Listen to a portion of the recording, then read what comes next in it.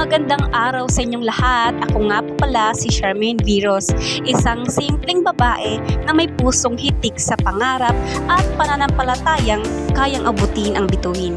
Isinilang ako noong December 28, 1998 sa payapang bayan ng San Antonio, Madrid, Surigao del Sur, isang lugar na tila inokit ng kalikasan at pinanday ng kultura. Sa kasalukuyan, ako'y naninirahan sa Pag-Antayan, Cantilan, Surigao del Sur, kung saan mas lalong tumitibay ang aking pangarap na makapaglingkod sa aking kapwa.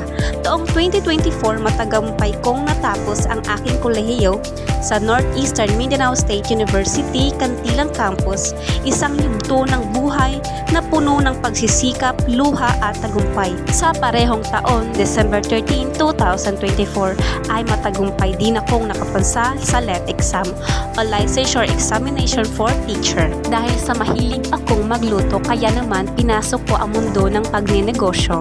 Sabay nito, ako'y buong puso at tapang na nagsisilbing volunteer teacher sa Cantilan National High School, hindi bilang isang ordinaryong guro, kundi bilang isang gabay, kaagapay at inspirasyon sa bawat kabataang nangangarap.